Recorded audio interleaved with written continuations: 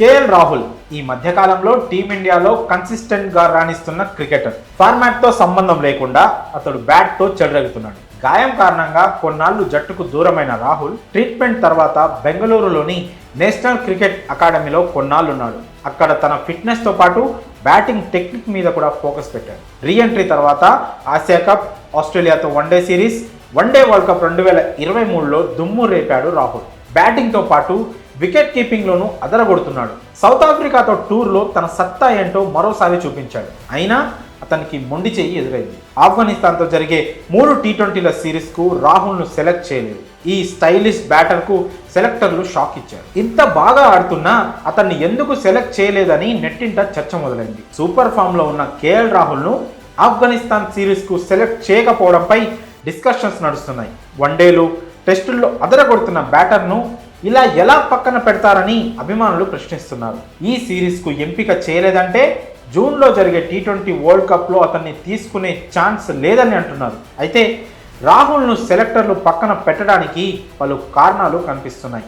ప్రస్తుత భారత జట్టులో మిడిల్ ఆర్డర్లో తిలక్ వర్మ, లోయర్ ఆర్డర్లో రింకు సింగ్ ఉన్నారు. వీళ్ళిద్దరూ టీ20లో అద్భుతంగా ఆడుతూ మ్యాచ్లు ఫినిష్ చేస్తున్నారు.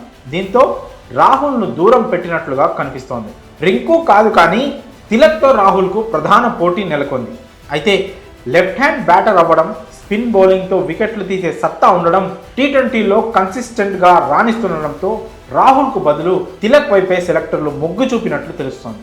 ఐపీఎల్లో బాగా పర్ఫామ్ చేస్తే రాహుల్ను టీ20 వరల్డ్ కప్ టీంలోకి ఎంపిక చేసే అవకాశాలున్నా గాయాలతో దూరమైన సూర్యకుమార్ యాదవ్, హార్దిక్ పాండ్యా, రవీంద్ర జడేజాతో పాటు ఇషాన్ కిషన్ టీంలోకి వస్తే మిడిల్ ఆర్డర్, లోయర్ ఆర్డర్లో తీవ్ర పోటీ నెలకొంటుంది. సూర్య, పాండ్యా, జడ్డూలు ఫిట్గా ఉంటే నేరుగా టీంలోకి వచ్చేస్తారు. కాబట్టి రాహుల్కు స్క్వాడ్లో చోటు దక్కడం కష్టంగానే కనిపిస్తుంది. టీ20లకు తగ్గట్లుగా ధనాధన్ ఇన్నింగ్స్లో ఆడలేకపోవడం రాహుల్కు బిగ్ మైనస్గా మారింది. క్రీజ్లో కుదురుకునేందుకు చాలా టైం తీసుకునే రాహుల్ సెటిల్ అయ్యాక మాత్రం షాట్లు ఎరగదీస్తాడు. స్లో బ్యాటింగ్ కారణంగా కొన్నిసార్లు అతడు విమర్శల పాలు కూడా అయ్యాడు. అయితే ఈ మధ్య బ్యాటింగ్ శైలి మార్చుకున్న రాహుల్ వేగంగా పరుగులు సాధిస్తున్నాడు.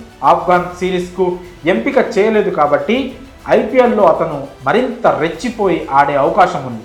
అయితే రాహుల్ ఫ్యాన్స్ మాత్రం సెలెక్టర్లపై సీరియస్ అవుతున్నారు. ఇంత బాగా ఆడుతున్నా అతన్ని ఎంపిక చేయకపోవడం దారుణమని విమర్శలు కురిపిస్తున్నారు.